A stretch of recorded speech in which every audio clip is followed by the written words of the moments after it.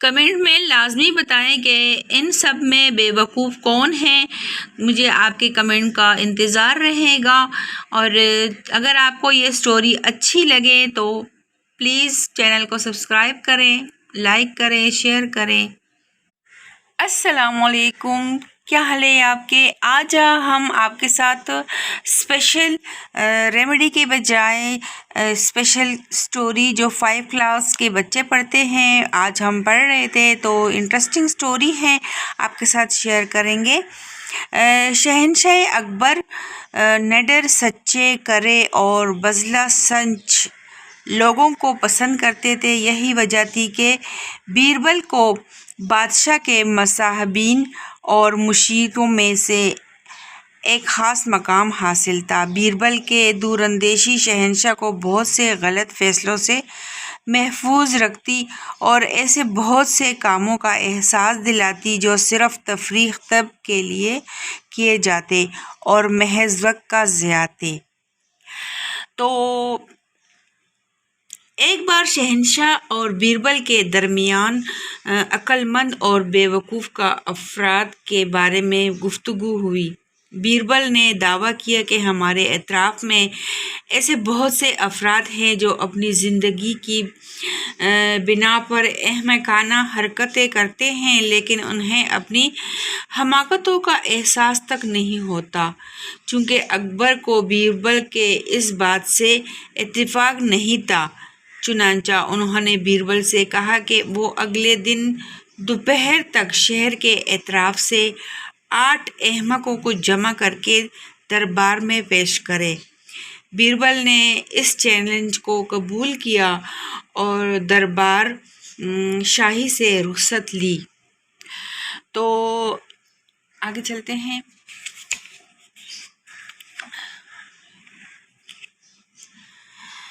دوسرے دن علی الصبح بیربل شہر کے داخلی دروازے پر جا کر کھڑے ہوئے اور شہر میں داخل ہونے والوں کا بغور مشاہدہ کرنے لگے. اچانک ان کی نظر ایک دھوبی پر پڑی جو ایک گدھے پر سوار تھا.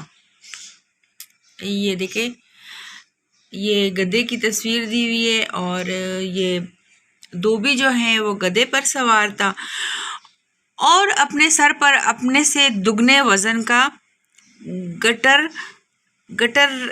رکھے ہوئے تھا. اس گٹر کی وجہ سے وہ گدھے پر اپنا توازن برقرار نہیں رکھ پا رہا تھا. تو یہ دیکھیں، بیربل فوراً اس کے نزدیک گئے اور پوچھا، بھائی تم اتنا بڑا گٹر سر پر کیوں رکھے ہوئے ہو، گدھے پر کیوں نہیں لادتے؟ دھوبی نے جواب دیا، حضور میرا گدھا بہت کمزور اور لاغر ہے، میں تو اس کو بھی اپنے کندھے پر لادنے والا تھا، لیکن یہ بات گدھے کو پسند نہیں آئی. میں نے یہ سوچ کر گدھے کا بوجھ بانٹا اور گٹر سر پر اٹھا لیا. اس کا یہ احمقانہ جواب سن کر بیربل نے ہنسی ضبط کر لی اور دھوبی کو دوپہر تک دربار میں پہنچنے کی دعوت دی اور بتایا کہ شہنشاہ اکبر اسے انعامات سے نوازیں گے. دھوبی دربار میں حاضر ہونے کا وعدہ کر کے آگے بڑھ گیا. تو ابھی بیربل نے اپنا گھوڑا آگے بڑھایا.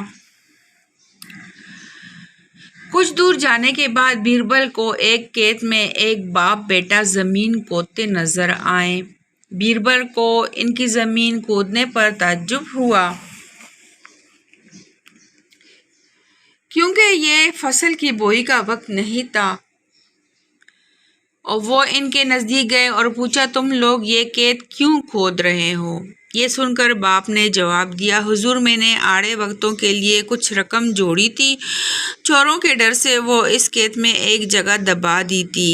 اب میرے لڑکے کی شادی ہے اور مجھے اس رقم کی ضرورت ہے، لیکن حضور سارا کھیت کھود ڈالا مگر رقم ابھی تک نہیں ملی. یہ دیکھیں، یہ باپ بیٹا ہیں اور یہ زمین کھود رہے ہیں. تو آگے چلتے ہیں.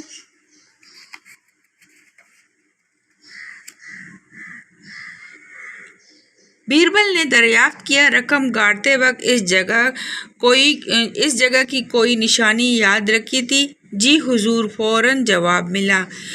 جس روز ہم وہاں رقم گاڑ رہے تھے قریب ہی ایک مور ناچ رہا تھا۔ یہ دیکھیں، یہ مور کی وہ ہے پکس دی ہوئی ہے۔ اور بیربل نے بڑی مشکل سے اپنی ہنسی روکی اور ان سے کہا، تم لوگ دوپہر کو شہنشاہ اکبر کے دربار میں آنا، تمہیں انعام سے نوازا جائے گا۔ انہوں نے خوشی خوشی حامی بھر لی۔ اس طرح بیربل نے کئی احمق جمع کر لیے۔ اب انہیں مزید 2 بیوقوفوں کی تلاش تھی۔ تو آگے چلتے ہیں کہ وہ 2 بیوقوف اور کہاں ہیں۔ چلتے چلتے دیکھا کہ 2 آدمی ایک دوسرے سے جھگڑا کر رہے تھے۔ دیکھ کر بیربل نے گھوڑا روکا، دونوں کو ڈانٹ ڈپٹ کر لڑائی بند کرنے کو کہا اور بولے، کیا تمہیں معلوم نہیں کہ شہنشاہ اکبر کی سلطنت میں راستے میں لڑائی بڑھائی کرنے اور شہریوں کا سکون برباد کرنے کی ممانعت ہے؟ حضور معافی کا خواستگار ہوں، ایک نے اپنی پگڑی زمین سے اٹھاتے ہوئے کہا، لیکن حضور یہ لالو رام کی خواہش ہے کہ کاش اس کے پاس ایک شیر ہوتا تو وہ اسے میرا بیل کھلا دیتا، اور میں نے تو صرف ایک کٹورا دودھ کی خواہش کی تھی۔ یہ کیوں چاہتا ہے کہ اس کا شیر میرے بیل کو کھا لے اور میں ایک کٹورے دودھ سے محروم رہ جاؤں؟ لیکن بے وقوفو، بیل دودھ تو نہیں دیتا، بیربل نے کہا۔ یہ دیکھیں، یہ لڑ رہے ہیں۔ لیکن وہ شخص حیران نظروں سے بیربل کو دیکھنے لگا۔ قبل اس کے کہ بیربل کچھ کہتا، دوسرا شخص جلدی سے بولا، ہاں، کیا میرا شیر سچ مچ اس کے بیل کو کھا گیا؟ میں نے تو شیر کی خواہش اس لیے کی کہ شیر بیل کی نسبت ہمیں جلدی گاؤں تک پہنچا دیتا۔ بیربل نے پہلے آدمی سے پوچھا، اور تم نے بیل کی خواہش اس لیے کی تھی کہ تم اسے دو کر ایک کٹورا دودھ پی سکو؟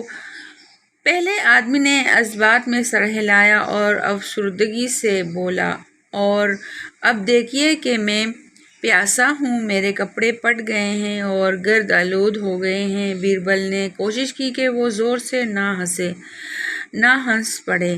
انہوں نے دونوں کو چند سکے دیے کہ جا کر دودھ پی لے، اور تاکید کی کہ دوپہر کو دربار میں ضرور آئیں تاکہ انہیں انعام مل سکے۔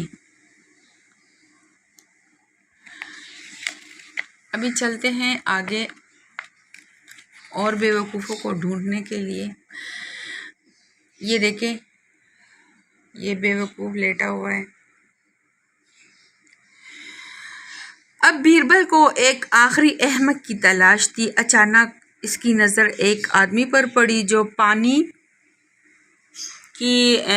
کے جوہر میں گھرا ہوا تھا، اور اس کے ہاتھ ایک خاص انداز میں پھیلے ہوئے تھے، اور وہ جوہر میں پڑا پاؤں مار رہا تھا اور مدد کو پکار رہا تھا۔ بیربل جلدی سے گھوڑے سے اترے اور کھینچ کر اس آدمی کو باہر نکالا اور پوچھا کہ اسے کیا تکلیف ہے، کیا اسے حکیم کی ضرورت ہے؟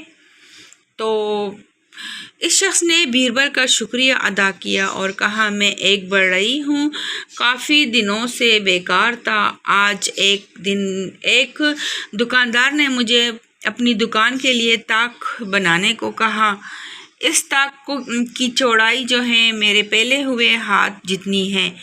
میں جلدی اپنی دکان پر جا رہا تھا کہ جوہر میں گر گیا۔ میں اپنے ہاتھوں کا استعمال اس لیے نہیں کر سکا کہ ان میں طاق کا ناپ ہے۔ ہاتھ ہلا جاتا تو طاق کیسے بناتا؟ آپ کا شکریہ، یہ کہہ کر وہ اپنے پھیلے ہوئے بازوؤں کے ساتھ آگے بڑھ گیا۔